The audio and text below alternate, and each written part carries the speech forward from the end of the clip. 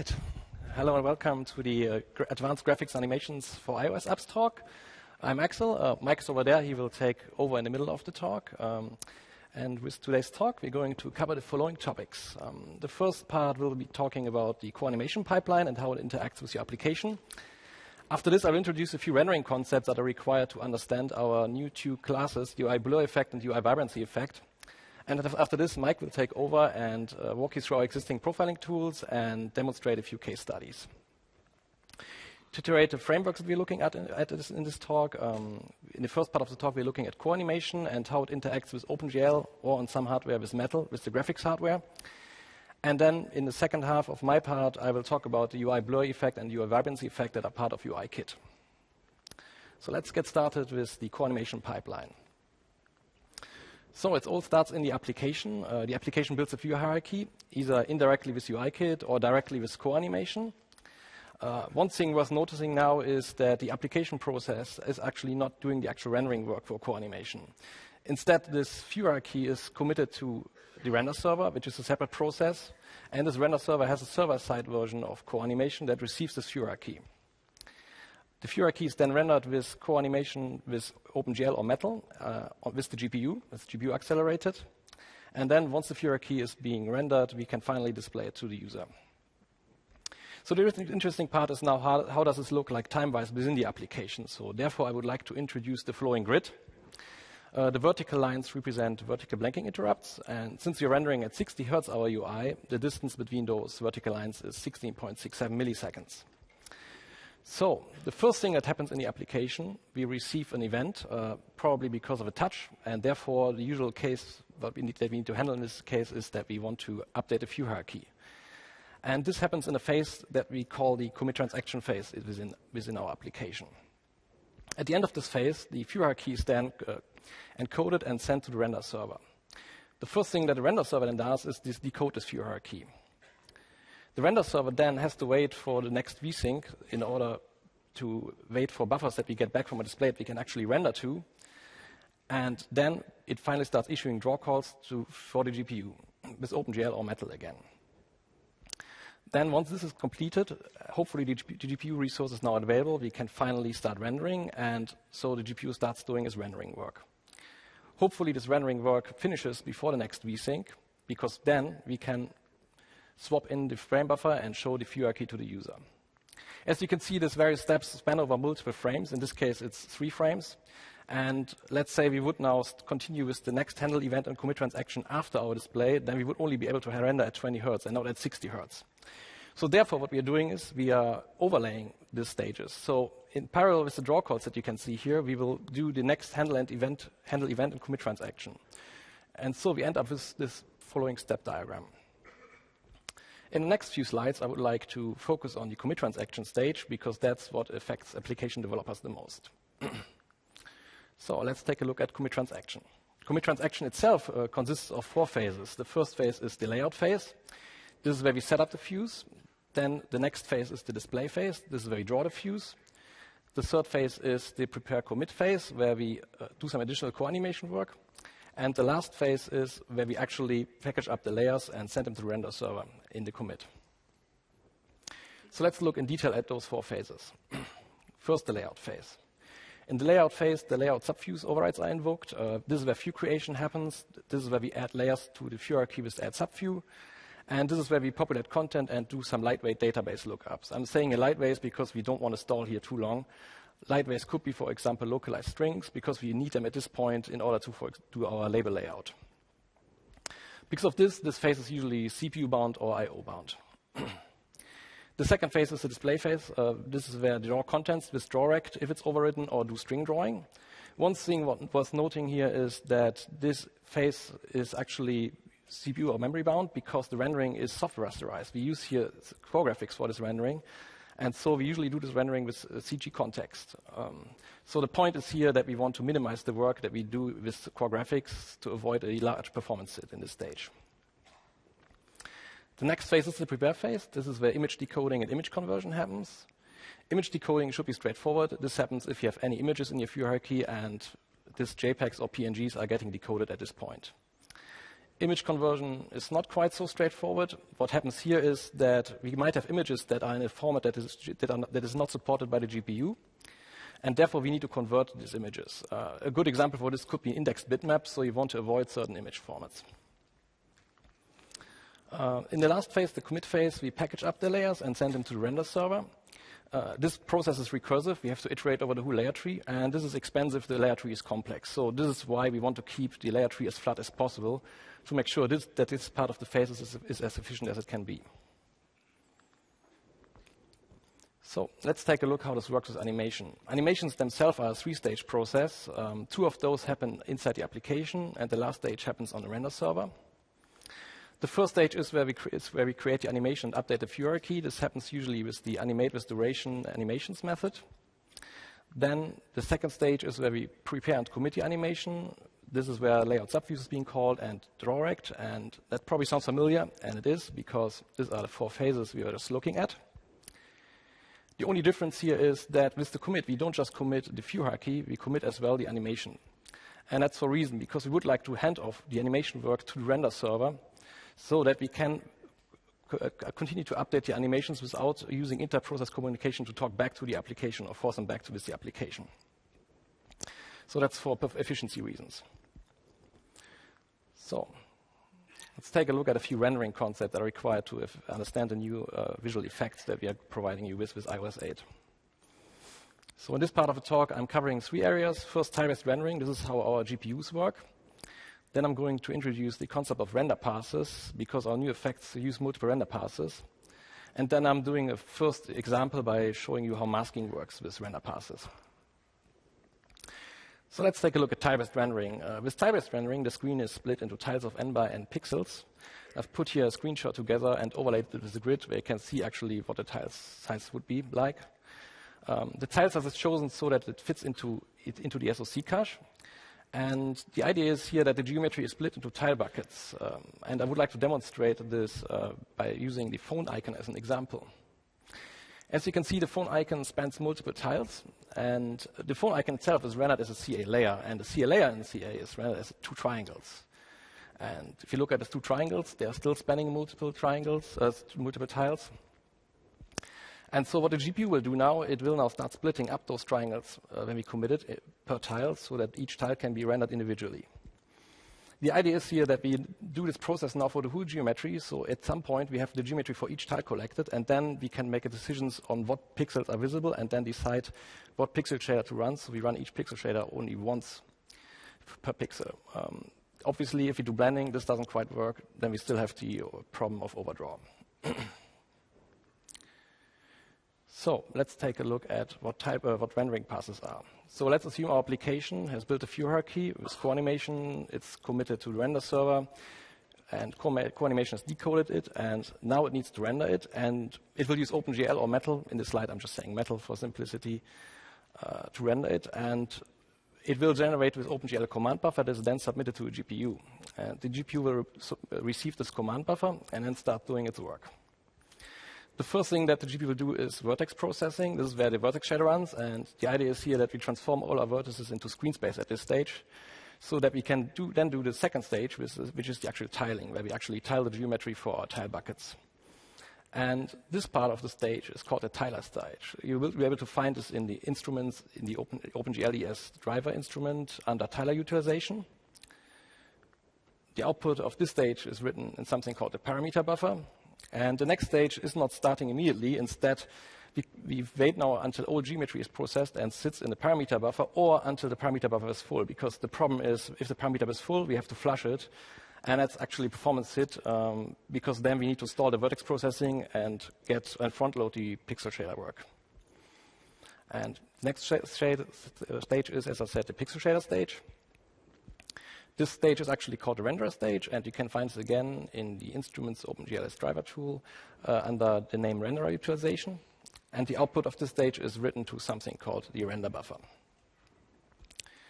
Okay, so let's take a look at a practical example by looking at masking. So let's assume our view hierarchy is ready to go. The command buffer is sitting with the GPU, and we can start processing. So the first thing happens in the first pass is that we render the layer mask to a texture. In this case, it's this camera icon. Then, in the second pass, we render the layer content to a texture, and in this case, it's this kind of blue material. And then in the last pass that we call the compositing pass, we apply the mask to the content texture and composite the result to the screen and end up with this light blue camera icon. So let's take a look at UI blur effect. For those that don't know, UI blur effect can be used with UI visual effect view, and this is now a public API since iOS 8. It basically allows you to use the blurs that we introduced with iOS 7. And we're providing you with 3 different blur styles that I want to demonstrate here. I took this regular iOS wallpaper and applied the 3 blur styles that we have to it. It's extra light, light, and dark. So let's take a look how this looks performance-wise. I'm using here the dark style as an example for the rendering passes. The dark style is actually using the lowest amount of render passes. And the other thing to keep in mind is the number of render passes depends on the hardware. We did certain optimizations for certain parts of hardware. So in the first pass, we render the content that is going to be blurred. Then in the second pass, we capture the content and downscale it. The downscale depends on the hardware. So in this slide, I kept it at a certain size so it's still readable. Then in the next 2 passes, we apply the actual blur algorithm, which is separated. So we do first the horizontal blur and then the vertical blur. This is actually a common blur optimization. We could do this in a single pass, but let's assume our blur kernel would be 11 by 11. This would mean we would need to read 121 samples per pixel. And by separating it, we only need to read 11 samples per pixel in each pass. So after the 4th pass, we have this horizontally and vertically blurred small, tiny area. And so what's left in the last pass is that we need to upscale this blur and tint it. In this case, we end up then with our dark blur. So that looks fine, but let's take a look how this looks like performance-wise. So what I did as a test, I created a full screen layer and applied the UI blur effect to it and measured the performance. In this diagram, you can see 3 rows. The first row represents the tile activity, the second row, the render activity, and in the last row, I put in the VBlank interrupt so you can actually see what our frame boundaries are. And again, we are running at 60 Hertz our UI, so the time we have is 16.67 milliseconds. So let's focus on a single frame. As you can see as a first look here, the first tiler pass is happening before the first render pass, and that's because the tiler needs to process all the geometry, so it emphasizes what we just saw on the previous slides. So let's go quickly over the passes again. So the first pass is the content pass. The time for this spent in 3D depends really on your view hierarchy. In this case, it's just a simple image, so it might take longer in real world UI. Then in the second pass, we downscale and capture the content. It's actually fairly fast. This is pretty much constant cost. Then the third pass is the horizontal blur. It's again constant cost, pretty fast because we only apply it on a very small area. And then in the 4th pass, we do the vertical blur, again very fast, and we end up with our blurred region. And then in the last pass, we upscale and tint the blur. So one thing you will notice now are the gaps between those passes. I've marked them here in orange. And those gaps are actually GPU idle time. And they happen because we do here a context switch on the GPU. And this can add up quite quickly because the time spent here in this idle time is per pass about 0.1 to 0.2 milliseconds. So in this case, with 4 passes, we have about idle time of 0.4 to 0.8 milliseconds, which is a good significant chunk of our 16.67 milliseconds. So let's take a look how the blur performs on the various devices. So again, this is the full screen blur that I used before, and I measured as well on iPad 3 third generation. And as you can see, the iPad third generation performs much worse than the iPad Air. In the case of the extra light blur, the timing is 18.15 milliseconds, so we can't render at 60 Hertz this type of blur on iPad Air.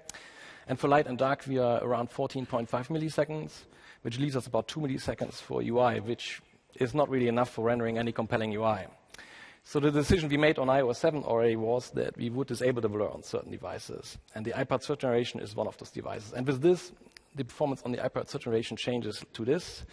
We basically just apply a tint layer on top so that we can make sure the legibility is the same as with the other blur effects. So, and to reiterate on what devices we don't blur and where we only do the tinting, on the iPad 2 and iPad third generation, we just apply the tint and we skip the blur steps.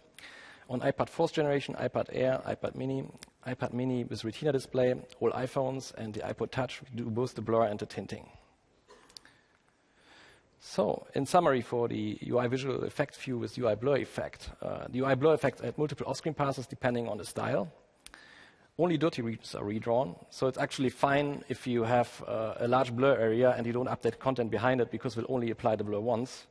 The effect is very costly, so the UI can be easily GPU bound, so therefore you should keep the bounds of the view as small as possible, and therefore as well you should make sure to budget for the effect. So next let's take a look at the UI vibrancy effect. UI vibrancy effect is an effect that's used on top of the blur, and it's meant to be used for content so that you can make sure that content stands out and doesn't go under with the blurs. So let's take a look how this looks like. This is our 3 blur styles again, and let's assume we want to render the camera icon from our masking example from before on top. And this could look like this if we don't use any vibrancy effect. And as you can see with the light style, there might be some legibility issues because the gray starts bleeding out. So what we decided is that we added some vibrancy effect, and this vibrancy effect adds a punch through, and then you end up with this nice vibrant look. So let's take a look how this affects performance. So back to our render pass diagram. The first 5 passes are, in this case, for the dark blur, the blur cost. And then in the 6th pass, we render the layer content to a texture. And then in the final compositing pass, we take the layer content and apply filter and composite it on top of the blur. Don't be fooled here. The filter cost is actually quite expensive, and I want to show this in the next couple of slides. So this is our diagram from before. This is the steps for the blur, and let's add on now the steps for the vibrancy effect. So in pass 6, I'm adding in here some content, which is our camera icon. And then, obviously, the cost for this pass depends on what you're rendering there, how your view hierarchy looks like. And then in the last pass, we apply the filter. And as you can see, the filter cost is actually very expensive. It's actually the most expensive pass we have here. One thing to keep in mind here is that I applied the vibrancy effect to a full screen area. The recommendation here is to not apply the vibrancy effect to the full screen area, instead to only apply it to small content areas to avoid this huge performance penalty. As well, to emphasize, we have now as well more gaps because we have more render passes, so the GPU idle time has increased as well. We have now 6 gaps, and this can add up to 0.6 to 1.2 milliseconds of idle time on our GPU. So let's take a look how this looks on iPad 3rd generation and an iPad Air. This is the base cost from before, 4.59 milliseconds for the iPad 3rd generation where we don't blur, and different times for the iPad Air depending on the blur style. So let's add this on. And what we can see is for the full screen effect is that we are spending on iPad 3rd generation about 27 to 26 milliseconds just for applying the vibrancy effect. On the iPad Air, we spent about 17.48 milliseconds for the extra light style and around 40 milliseconds for light and dark. So we don't have a lot of time left there on the GPU to do any other rendering. I mean, 2 milliseconds in the best case here. So to emphasize again, we should really restrict the vibrancy effect on a small area to avoid this huge GPU overhead. So in summary, the UI vibrancy effect adds 2 off-screen passes. The UI vibrancy effect uses an expensive compositing filter for content. So therefore, you should only use the vibrancy effect on small regions. Again, like with the blur, only dirty regions are redrawn. And the UI vibrancy effect is very costly on all devices. So as with the blurs, the UI can easily be GPU bound, keep the bounds of the views as small as possible, and make sure to budget for the effects. So next, I would like to give a couple of optimization techniques on the way. One is rasterization. Rasterization can be used to composite to an image once with the GPU. This can be enabled with the should rasterize property on a CL layer, and there are a few things to keep in mind when doing this. First, extra off-screen passes are created when we update the content, so you should only use this for static content. Secondly, you should not overuse it because the cache size for rasterization is limited to 2.5 times of the screen size. So if you start setting the rasterize property on large parts of your view hierarchy, you might blow the cache over and over and end up with a lot of additional off-screen passes. Last, rasterized images are evicted from the cache if they are only used for more than 100 milliseconds. So you want to make sure that you use this only for images that are consistently used and not for infrequently used images, because then you will incur every time an off-screen pass. So typical use cases are to avoid redrawing expensive effects for static content. So you could rasterize, for example, a blur. And the other thing is to avoid redrawing of complex view hierarchies. So we could rasterize a full view hierarchy and composite it on top of a blur or under a blur. So the last thing I have here is group opacity. Group opacity can be disabled with the allows group opacity property on a CA layer. Group opacity will actually introduce off-screen passes if a layer is not opaque. So this means the opacity property is not equal 1.0. And if a layer has non-trivial content, that means it has child layers or a background image. And what this means in turn is that the subview hierarchy needs to be composited before it's being blended. And therefore, my recommendation is to always turn it off if it's not needed. Be very careful with this. With this, I would like to hand it over to Mike for the tools.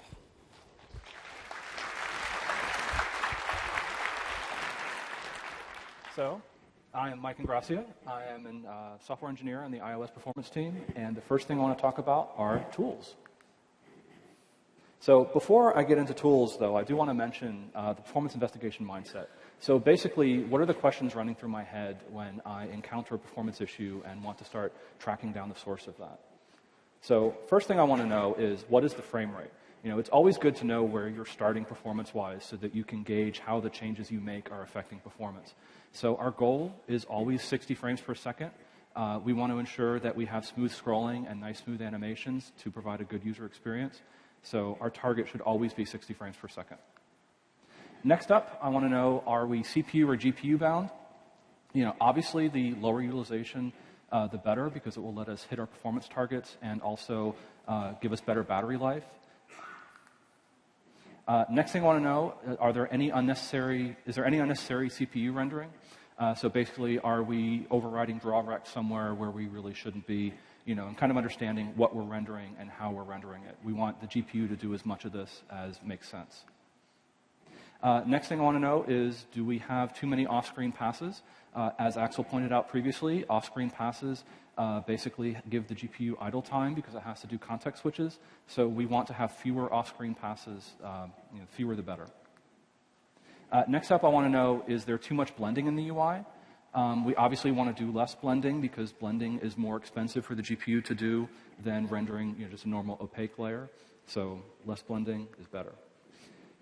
Next I want to know is, are there any strange image formats or sizes? Basically, we want to avoid on-the-fly conversion of image formats. As Axel pointed out previously, if you are rendering an image that is not in a color format that's not supported by the GPU, then it has to be converted by the CPU. And so we want to try and avoid anything on the fly like that. Next up, I want to know, are there any expensive views or effects? Blur and vibrancy are awesome, but we want to make sure that we're using them sparingly and in a way that will give us the scrolling performance that we want. And lastly, I want to know, is there anything unexpected in the view hierarchy? If you have a situation where you're constantly adding and removing views, you could introduce a bug accidentally that, say, inserts animations and forgets to remove them, or, you're adding views to your hierarchy and forgetting to remove them. You want to make sure that you only have the views that you really need, in your hierarchy, because you want to avoid excessive CPU use of backboard D. So now let's get into some of the tools that will give us the answers to these questions. So first up, I want to talk about instruments, and particularly we'll talk about the core animation instrument and the OpenGLES driver instrument. Then I will say a few things about the simulator that you can do with color debug options, and then I will briefly talk about a new feature in Xcode for live view debugging on device. So first up, if you launch instruments and select the core animation template, that will give you a document that contains a core animation instrument and a time profiler instrument. If you select the core animation instrument, you can then choose which statistics you want to show. In this case, it's only frames per second, so we'll choose that. And then when you take a trace, it will show you your frame rate. So you can see in the column here, it shows you the frames per second for each interval that this trace was running. So you see this in sample intervals. Likewise, if you want to see what the CPU is doing, you can select the time profiler instrument. And so you select it. And you can then see an aggregated call stack of what the CPU was doing while you were taking your trace. So this is where you would look for, am I overriding drawrect, or am I spending too much time on my main thread doing things that I shouldn't be? Next up, let's talk about some of the color debug options that are part of the core animation instrument. So if you select the core animation instrument, You can see the color debug options over here on the right. So let's go through what those are. First up, we have color blended layers. And so this will tint layers green that are opaque and tint layers red that have to be blended. As we said previously, layers that have to be blended is more work for the GPU. And so you ideally want to see less red and more green, but there are going to be cases where you can avoid it. For example, in this particular case, we have a white table view with white table view cells, and we notice that our labels are having to be blended here. So if we made our labels in this case opaque, then we wouldn't have to worry about doing the blending. So that would be one optimization we can make in this particular case. Next up, color hits greens and misses red. This shows you how you're using or abusing the should rasterize property on CA layer. So what this will do is it will tint cache hits green and cache misses red. So as Axel pointed out previously, keep in mind that your cache size is only 2.5 times the size of the screen, and items are evicted from the cache if they're not used within 100 milliseconds. So it's good to use this particular coloring debug option to see how you're utilizing the cache with what you have set should rasterized on. When you first launch your app, you're going to see a lot of flashing red because you obviously have to render it once before it can be cached. But after that, you don't want to see a whole lot of flashes of red because, as we said previously, anything you're doing is going to incur off-screen passes when you have to render it and then stick it in the cache. So next item is color copied images. As we said before, if an image is in a color format that the GPU can't work directly with, it will have to be converted by the CPU. So in this particular example, this is just a simple photo browsing app. We're just getting images from an online source, and we're not really checking their size or their color format. And so in this particular case, we're getting images that are 16 bits per component, and so you can see that they are tinted cyan here. That is telling us that these images had to be converted by the CPU in the commit phase before they could actually be rendered. So, for this particular case, we don't want to do this on the fly because it will affect scrolling performance. So you can beforehand, convert your images to the size and the color format that you're expecting. And it's best to do this in the background so you're not eating up time on the main thread while you're trying to scroll or doing other things. So the next option is color misaligned images. This will tint images yellow that are being scaled and tint images purple that are not pixel aligned. As I said previously, it's always good to make sure that images are in the color format and the size that you want, because the last thing you want to be doing is, doing conversions and scaling on the fly while you're scrolling. So the same principles we applied in the previous slide, we would also apply here to get rid of the scaling on the fly. So next up is color off-screen yellow. So this will tint layers yellow based on the number of off-screen passes that each layer occurs. So the more yellow you see, the more off-screen passes we have. If you notice the nav bar and the toolbar are tinted yellow, that's because there are blurs with these layers that are actually blurring the content behind it, so we expect those. But I do find it curious that the images are having off-screen passes, so we'll take a look at that later on in the presentation and see how to work around this issue. So next is color OpenGL FastPath blue. And so what this will do is this will tint layers blue that are being blended by the display hardware. This is actually a good thing you want to see, because if we have content that's being blended by the display hardware, then that's less work for the GPU to have to do. So in this case, if you see something show up in blue, that's a good thing. Last option is flash updated regions. And so what this will do is it will flash parts of the screen yellow that are being updated. This particular example is with the Clocks app that shipped in iOS. You notice that the yellow regions here are the second hand. Ideally, you only want to see parts of the screen flash yellow that you're actually updating, again, because this means less work for the GPU and less work for the CPU. So if you turn this on, you don't want to see a lot of flashing yellow unless you actually are updating that much of the screen. So in summary, some of the questions that the core animation instrument will help you get to. It will help you figure out what the frame rate is. Is there any unnecessary CPU rendering, because it does include the time profiler instrument. And it will also, with the color debug options, you can see things like, are there too many off-screen passes, how much blending is going on, and do you have any strange image formats or sizes that you're not expecting? And so one additional point on the coloring options, some of the coloring options are available in the iOS simulator. So you can see the example here. A few things to point out with this. The colors might be slightly different because the version of CA that's running inside the simulator is actually a version of CA that's on OS X, not on iOS. So if you see any discrepancies, always trust what you see on device, because that's what your customer is actually going to be using. So this is a good feature because you can have, like, say, your testing team go off and poke around your app and see if you have any unexpected off-screen passes or any conversion or anything that looks suspicious. So next topic, I want to talk about the OpenGL ES driver instrument. So if you launch instruments and select the OpenGL ES driver template, that will give you a document that contains the OpenGL ES driver instrument and a time profiler instrument. So if you select the OpenGL ES driver instrument, you can choose from which statistics you want to actually collect. When I'm investigating things, I tend to go for device utilization, which will show you how much the GPU is in use during the trace. Renderer and tiler utilization, those correspond to the renderer and tiler phases that Axel was talked about previously. And then, of course, the core animation frames per second, because I want to know what the actual frame rate is that we're seeing. So if you take a trace and then select the OpenGL ES driver instrument, you can then look at the statistics and see, so for example, in this case, we are hitting 60 frames per second, and our device utilization is in like the mid-lower 70s.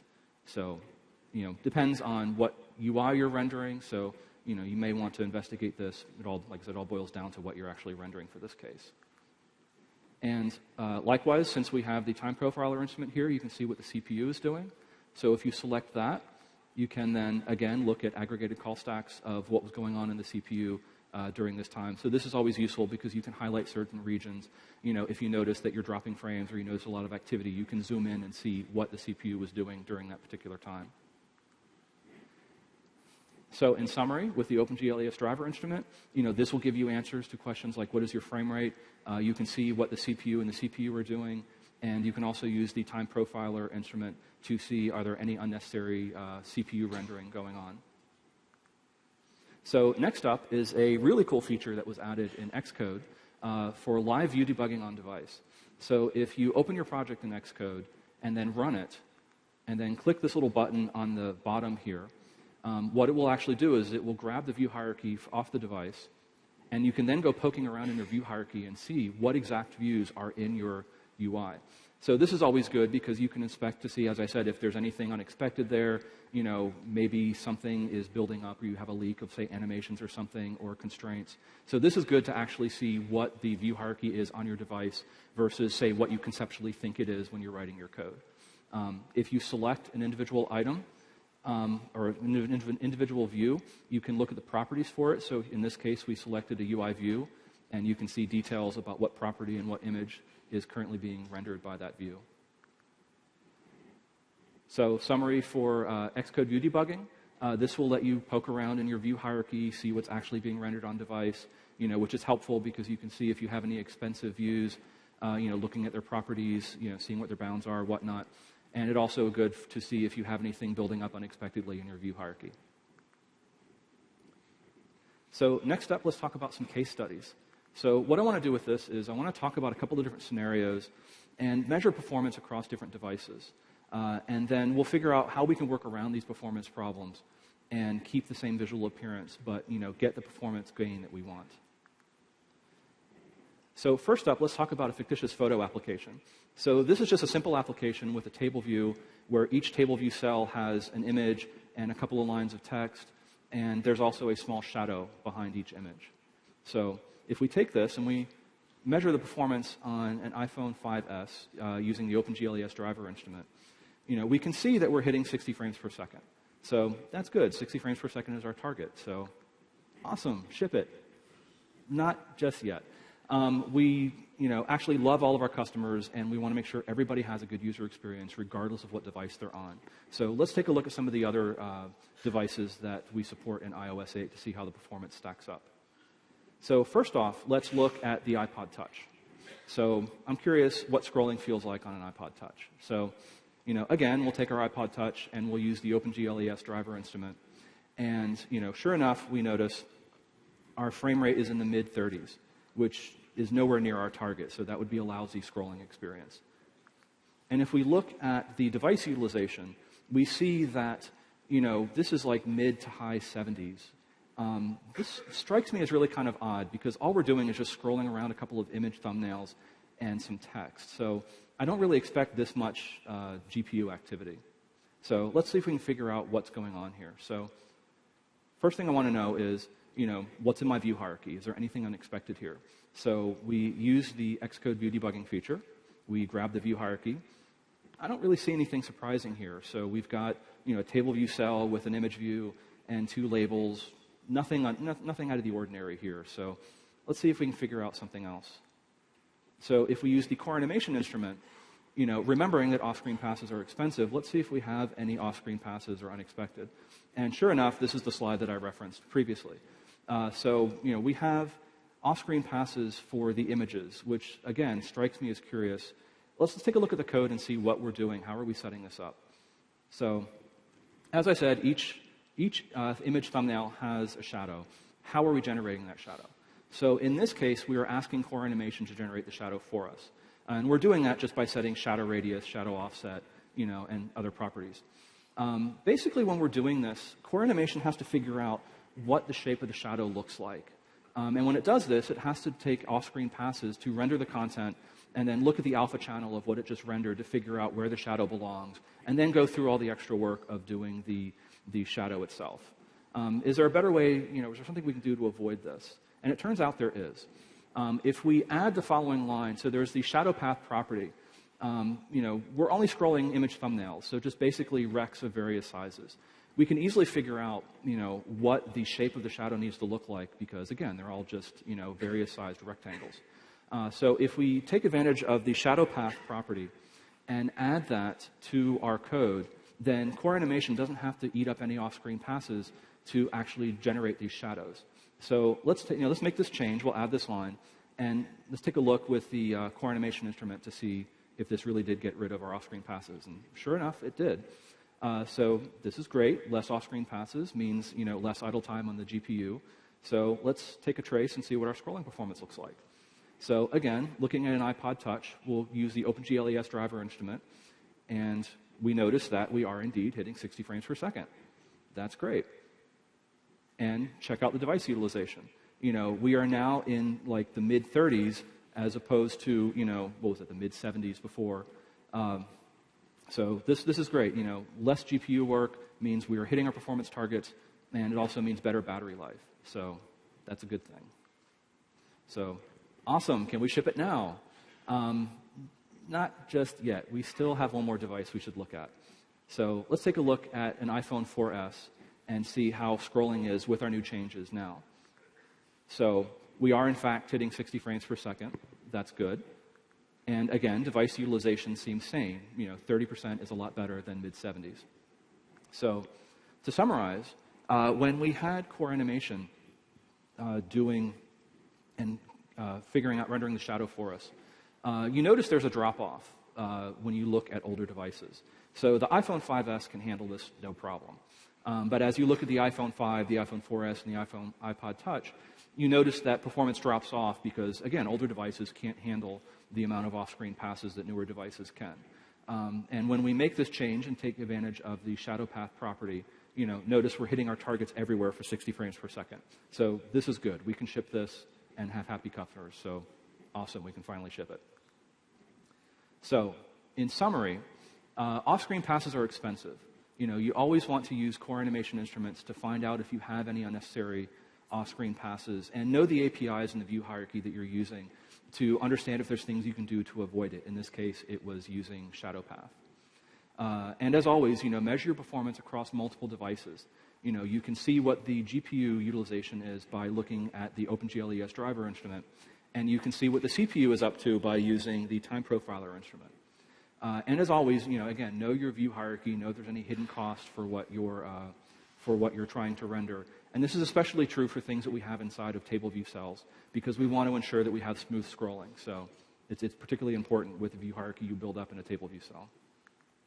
So next case study I want to look at is a fictitious contacts application. So again, this is just a simple table view. We have, a round thumbnail, and we have a line of text. So not a whole lot going on here. So if we look at performance across different devices, we notice that, the iPhone 5S and the iPhone 5 are hitting 60 frames per second. That's good. But the iPhone 4S and the iPod Touch aren't quite there. So, again, we want everybody to have a good user experience regardless of the hardware that they're using. So let's take a look at this and see why we're not getting the target frame rate on these devices.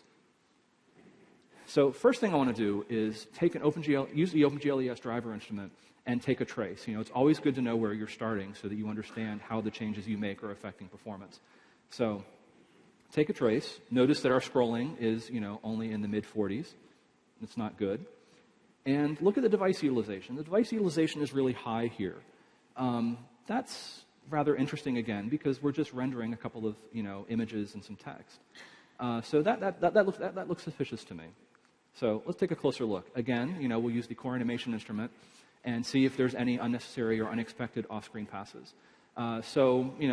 We notice the images here are incurring off-screen passes, so it's kind of curious. Let's take a look at how we are rendering and how we are setting up these round thumbnails. So basically what we're doing is we're starting off, for this particular case, we're starting off with square thumbnails, and we are on the fly asking core animation to round them off for us. And we're doing this by using corner radius and masking. So this is where the off-screen passes are coming from. So, again, anything that we can do to avoid off-screen passes, will improve performance across all devices. So is there a better way to do this? Ideally, if you can pre-generate your thumbnails round, then that would be great, because then you'd just be rendering images, and you wouldn't be trying to do all of this masking and having all these off-screen passes on the fly. So, if you can pre-generate them, that's great. If you can't, then another trick you could do is, remember this UI was just a white table view with white table view cells and just, white background. So we could fake it in this case. We could render the square content, or the square thumbnail, and then render a white inverted circle on top of it to kind of, in essence, cut away the rest of the image. This would be reducing our off-screen passes, but increasing the amount of blending. But this still turns out to be a net performance win because the GPU can blend a lot faster than it can do off-screen passes. So let's make this change of just doing the, faking it and see how that affects performance. So we'll take an OpenGL ES driver. We'll take a trace using the OpenGL ES driver instrument and see what our frame rate is.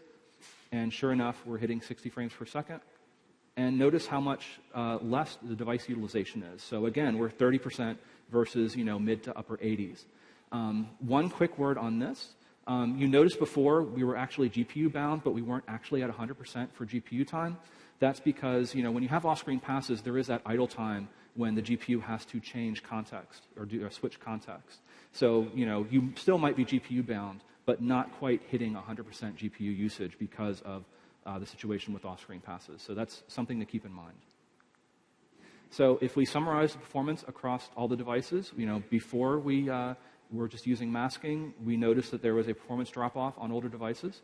After we made this change, and we made the trade-off of having more blending for less off-screen passes, we are now hitting 60 frames per second everywhere, which is good. This is what we want. So in summary, notice there's a theme here. Off-screen passes are expensive. So, again, you can use core animation to find where you have any unexpected off-screen passes. And, it's always good to know your API and what views you're using if there's anything you can do to avoid them. And of course, always measure your performance across different devices. OpenGL ES driver instrument will give you GPU activity, and Time Profiler instrument will show you CPU activity. And again, always know what your view hierarchy is, if you have any kind of strange or bizarre-looking performance issues. So overall summary, what were our original questions, and what tools did we use to actually find these answers? So here's a nice little table, that shows what we actually used to get down to the question. So this is always a good starting point for figuring out before you start digging in your code to try to figure out what's going on. It's good to see what's actually happening on device.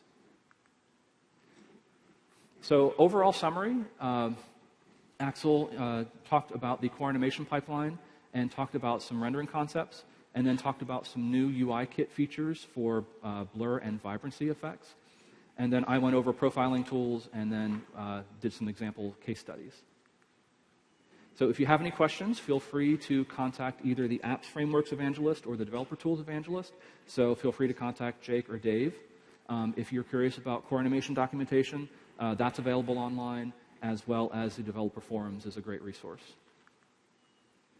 And other related sessions that are happening at WWDC, you might find these interesting, so these might be worth checking out. So thanks, and have a wonderful WWDC.